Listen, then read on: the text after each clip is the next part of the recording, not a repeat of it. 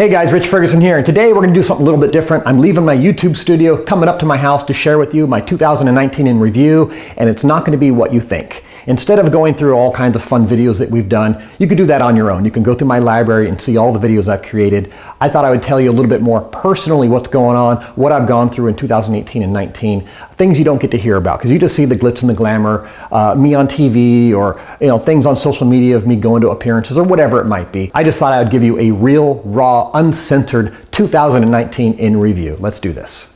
Now to start with, I'm going to go through some of the bad, and then I'll roll into some of the good and tell you how 2019 has become the best year of my life. But I will tell you this, 2018 and 2019 up till just a few months ago was the worst time in my entire life. There's been so much loss, so much pain, so much struggle. It's been insane. And I'm a go-getter. I'm always motivated to get stuff done, and I did that despite some setbacks. What happened is, at the very end of 2017, I got in a car accident. A guy T-boned me running through a stop sign. A 90-year-old guy was borrowing his grandson's sports car, should not have been in a car, flew over a hill into me, and I went all the way over to oncoming traffic almost. He plowed into me. I have 3 bulging discs in my neck. I've lost an inch in height over the last year and a half. I tore a nerve in my arm that goes down to my fingers, and I've lost control over these 3 fingers, so I'm dropping stuff now. It's been insane. You guys have no idea the struggle I've been going through on my career, personal life. It's just been absolutely a disastrous thing. I feel like I've lost my superpower, so to speak, and that's what I've been dealing with behind the scenes. I've been making content, doing performances, appearing on TV, creating all kinds of fun YouTube videos for you, but behind the scenes, I'm not sleeping. I've had huge headaches. I had a massive concussion, not being able to do the sleight of hand that I used to be able to do. I was completely just distraught over the last year and a half. That happened, had a few things happen. One of my good friends' fathers passed away, so I went and celebrated with the family, and I got to see what a beautiful family they have, and I'd never seen so many cousins and family come together like that. And my mother passed away just a few weeks before Christmas. It's just been a crazy year, but the worst of it for me has been this year and a half of dealing with this accident. I don't sleep well, massive headaches, spasms in my neck and back. And so I've been having to adjust, and so that's what I do, I'm adjusting. Another major frustration, which I know some of us has talked about before, is how YouTube is identifying my channel through its really broken algorithm.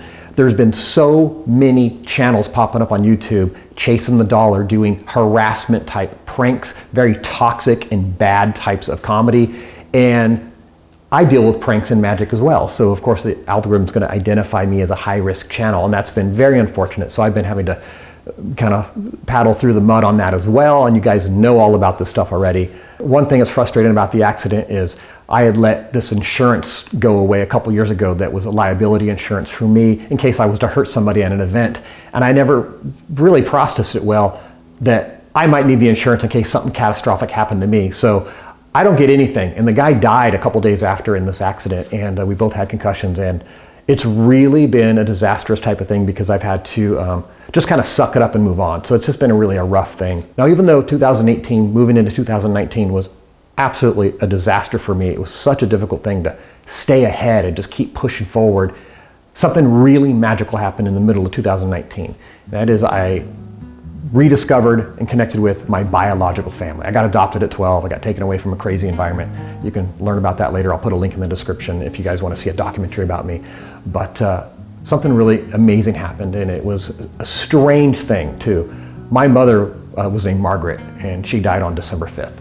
It was 9:30 in the morning. And at 9:30 in the morning, for the first time in my life, I was meeting my sister, who was also named Margaret, just pure coincidence. And I was picking her up to spend the day with her, first time solo.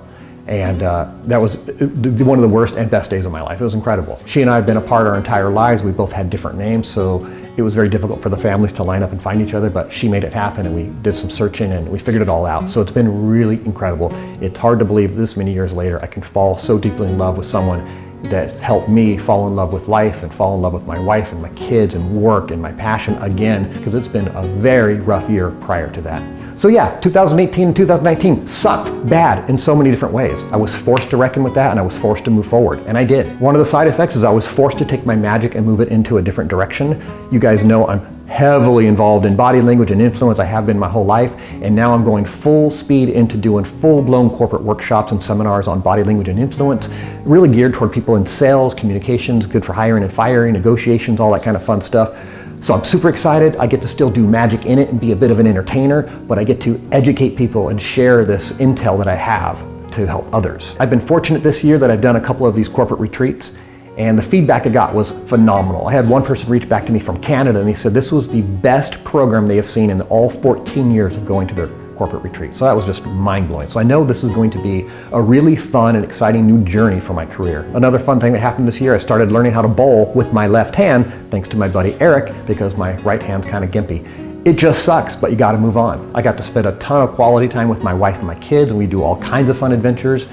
I got to celebrate with my good friend Tina and Glenn the celebration and adoption officially of their kids, which was just awesome. It's a long story for another time. And despite it all, I still got to appear on international TV a few times, got some local exposure as well, which is cool. And a documentary that was filmed about me a year ago is now going around international film festivals, winning awards in every single appearance. It's really cool. I had nothing to do with the documentary except just being the subject matter, but I'll put a link in the description to give you a little bit of a teaser of what that's about. Some of you have seen it already possibly, but it's doing really well. I can't wait to share the whole video with you publicly once I have the permission to do that. But the one thing I can share is a link to the Kenobi Star Wars fan film that I helped produce, and it is mind-blowing. It just came out this week, and if you haven't seen it and you've been living under a rock or you don't know about it, I've been involved with this off and on throughout the year, but heavily as an executive producer the last few months, and as just a little bit of an actor in the scene as well, as an Imperial officer. It's just a segment in time prior to Episode 4, the original Star Wars, and it's on the planet of Tatooine back when Obi-Wan Kenobi was looking over little Luke Skywalker, and it's a really cool little scene. It's the scene that you would take away from a full-scale movie and talk about that scene. It's just that good. So you guys go check it out. I'll put a link in the description. So anyways, it's good to be back, and I can't believe I'm turning 50 this year. So I guess I've lived half my life in one way, and I have a new kind of direction and path now with new family and new career, all kinds of fun stuff, and I keep sharing some fun YouTube stuff with you guys as well. So all I got to say is, F you 2019, and I love you 2020. So comment down below, guys. Tell me what your New Year's resolution is. Tell me what goals you have for 2020. Tell me what's going on in your life. That's it, you guys. Love you so much. Peace out.